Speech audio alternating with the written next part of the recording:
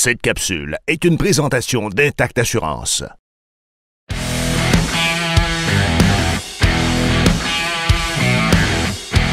Aujourd'hui, on va jaser du fameux Outlander XT 570. La Outlander a vu le jour dans les années 2004. On se rappelle à l'époque, on parlait de 330 cc. Il y a eu des 800 cc qui sont venus un petit peu plus tard dans l'évolution du Outlander. Mais c'est en 2014 qu'on a introduit finalement le 570 cc.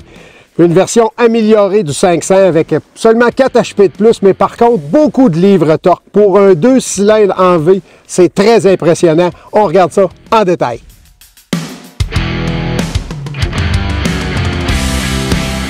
On commence par l'avant. Pour un véhicule d'entrée de gamme, c'est intéressant de voir ce que Can-Am a fait pour avoir une finition qui est digne des grosses cylindrées. Une bonne protection au niveau des cardans qui a été ajoutée. Ça vient de série avec un winch, un treuil de 3500 livres. On a le gros pare-choc, c'est du solide, c'est fait solide, c'est powder coaté comme on dit. Donc la peinture est très résistante. Ça vient de série avec la version XT. On a des phares halogènes, on va en parler un petit peu plus tard dans notre résumé. S'il y a quelque chose à améliorer, c'est à ce niveau-là que ça se passe. Si on regarde à l'arrière du véhicule maintenant, c'est intéressant de voir la suspension parce qu'on a une suspension qui est digne encore une fois des grosses cylindrées. On a une suspension qui s'appelle Trailing Arm où on a des grands bras oscillants. Donc les pneus demeurent toujours en parallèle lorsque le derrière du véhicule s'affaisse. Donc dans des situations bosselées, ça évite que l'arrière du véhicule ait envie de se déplacer beaucoup plus, c'est beaucoup plus stable. Et puis si on remarque encore une fois le gros pare-choc, on a un coffre au-dessus de 10 litres d'espace de rangement qui est quand même intéressant pour un véhicule tout-terrain. Et puis de série, l'attache remorque qui reste juste votre boule à fixer. Et puis on est capable de tirer quand même des bonnes charges malgré que c'est un petit 570.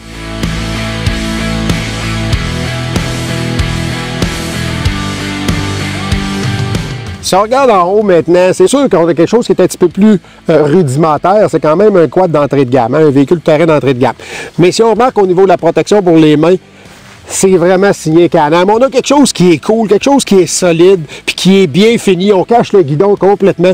Donc pour un quad, encore une fois, d'entrée de gamme, je pense que Can-Am a mis des gros efforts pour qu'on ait le look de quelque chose d'extrêmement dispendieux, même si c'est très abordable.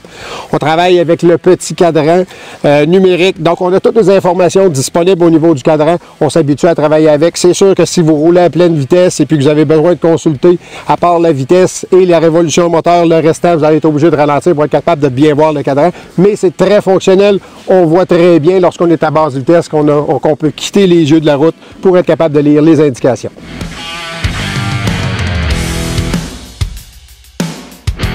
On est à bord du Can-Am Outlander 570 XT. Vraiment un beau petit bolide, un beau petit moteur. C'est un petit moteur qui répond au quart de tour, qui est toujours prêt. La calibration au niveau des embrayages versus l'accélérateur, ça répond, on sent immédiatement l'accélération dès qu'on appuie. Donc il n'y a aucune hésitation. Les poulies de Can-Am sont très bien calibrées. Maintenant, au niveau de la suspension, c'est sûr qu'on a une suspension qui est un peu plus rigide. Donc dans les petites bosses, c'est un peu moins confortable. Par contre, lorsqu'on est en virage plus agressif, eh bien là, on regarde le véhicule en axe. Le véhicule a moins tendance à s'affaisser du côté opposé au virage. Donc une plus belle stabilité. Plus intéressant lorsqu'on veut pousser le bolide un peu plus, qu'on veut rouler un peu plus vite pour être capable de s'en donner en cœur joie au niveau de nos sentiers. Maintenant, Power Steering, la direction assistée, les 3 modes. On s'entend qu'on a le choix de sélectionner si on veut avoir beaucoup d'assistance ou moins. Donc, il est très facile d'y trouver son compte au niveau de la direction assistée de Can-Am. Si on regarde les points forts du véhicule maintenant, le 570, le V-Twin, vraiment, mais une belle petite motorisation, quelque chose qui est performant. Puis je vous dirais que je serais curieux de faire des tests avec des véhicules qui ont 100 cc de plus pour voir la différence, parce qu'à 48 chevaux, ça se déplace. C'est super le fun. Puis il y a beaucoup de gens qui trippent sur les grosses cylindrées qui auraient intérêt à essayer une petite cylindrée en V comme ça, le petit 570. Autre point fort, la finition. La finition Can-Am, on ne se le cache pas. J'ai eu la chance de la rouler dans des gros terrains boiteux, de la grosse boîte comme on dit. Et puis on reste quand même très bien protégé au niveau de la protection pour les pieds. Les ailes, ça fait la job. ça fait du bon travail, on reste propre malgré tout, et puis on est capable d'être très sécuritaire parce que c'est moins glissant au niveau des marchepieds et tout ça, donc ça fait une bonne job. Côté négatif maintenant, on aimerait ça avoir des lumières avant, peut-être de meilleure qualité, qui procurent un meilleur éclairage, parce qu'on a 35 watts de chaque côté, et puis c'est vraiment pas performant lorsqu'on tombe en soirée ou lorsqu'on veut rouler la nuit.